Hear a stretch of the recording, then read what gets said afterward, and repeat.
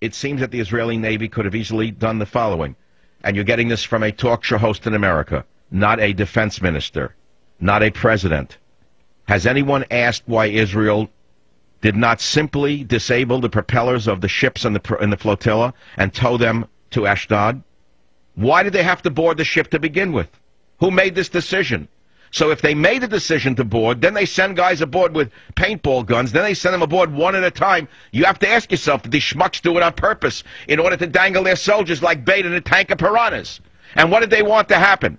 What they want is the soldiers to be butchered so they can hold them up in there and say, look what the evil Palestinians did to the poor Jews. Is that possible? Like worms in front of the activists?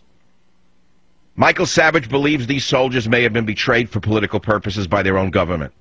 I believe they were prevented from disabling the ships. I believe they were led to believe that those on the ship would be peaceful and that they were not armed.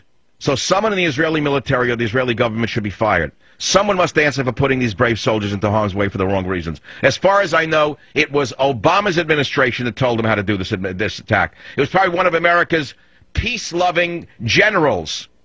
Who knows which one of them did it? One of the ushers wearing a military uniform could have told Israel how to conduct this raid.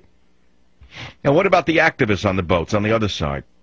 Well, I believe that the Palestinians on board the ship and the Turks actually showed restraint given the intense nature of the situation. That's right. I will repeat it again so that you finally hear who I am. That's right. I am the Solomon of radio, not you. I believe that the Palestinians on board these ships actually showed restraint given the intense nature of the situation. You can put that on YouTube if you want. Would you expect ultra-nationalists not to defend themselves if they were attacked by a foreign army? The Israelis claimed that the Turks and Palestinians had arms on board and were going to deliver them, but so far no arms have been found aboard the ship. Now I want to put it in another context for those of you who don't understand where I'm coming from, because you expect me to just follow the lead of the dunces in the media. What if this had been the Jews trying to break the British blockade in 1947? You see, in 1947, a ship filled with Jewish immigrants tried to get into Israel, and it was stopped by the British. The British actually opened fire on them, and 2 Jews were killed.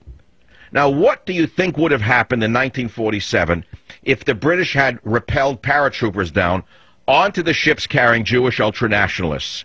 The Jewish ultranationalists, the Irgun and the others, would have chopped them to pieces. They would have killed the British paratroopers on. They would have torn them apart with their bare hands. Did you hear what I just said? Would you have expected the Jewish ultranationalists not to have defended themselves from British paratroopers in 1947? No, you wouldn't. Dead is dead, as my mother taught me. There's been too much death. There's too much hatred. Cain slew Abel, and it's time for Cain and Abel and their descendants, the descendants of Cain and Abel, to finally get it together and work it out with the others. This can't go on. This hatred cannot endure. It cannot endure.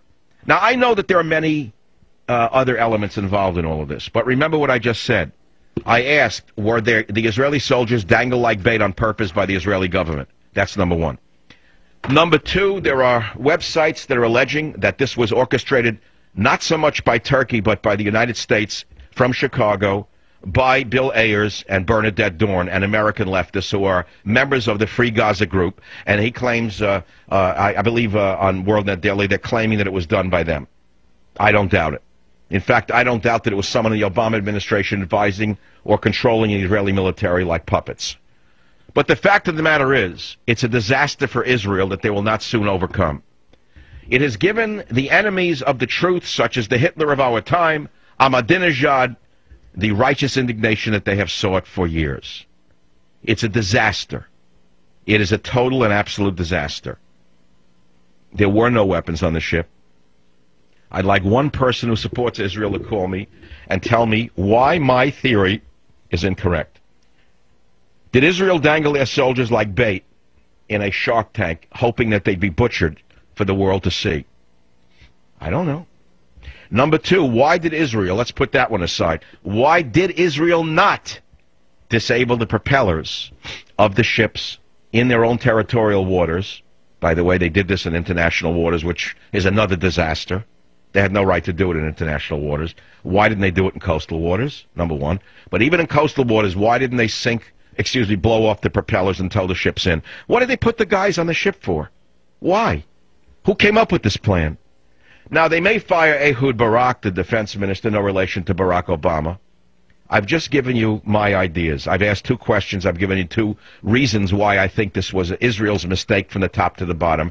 And I also said, and you can put it on YouTube, that I believe that the Palestinians and the left-wing fanatics on the ship and the Turks showed remarkable constraint in not killing the Israeli soldiers.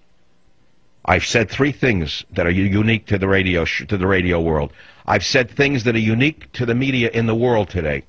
I've stated things on this show in the first 10 minutes that you've not read anywhere, despite the thousands of outlets, despite the tens of thousands of people blogging. No one has asked the questions I just asked, which is what you've come to expect of me, and I believe I've delivered. I've put the articles up to corroborate some of my suspicions on michaelsavage.com. When I come back, we're going to talk about were the Israeli soldiers dangled like bait, number 1. Number 2, how do you explain the fact that Israel did not disable the ships and tow them to port? Why did they even put commandos on the ship? Where was Israeli intelligence? Everything was done wrong. And I asked, were their soldiers dangled like bait on purpose by the Israeli government? I know you may not think that that's possible, but anything is possible in this crazy world. New York, WOR, David, go ahead, please. You're on the Savage Nation. Dr. Savage, I'm a huge fan. I love you like a father. But you know what? Well, you're wrong on this one, Doc. You're wrong.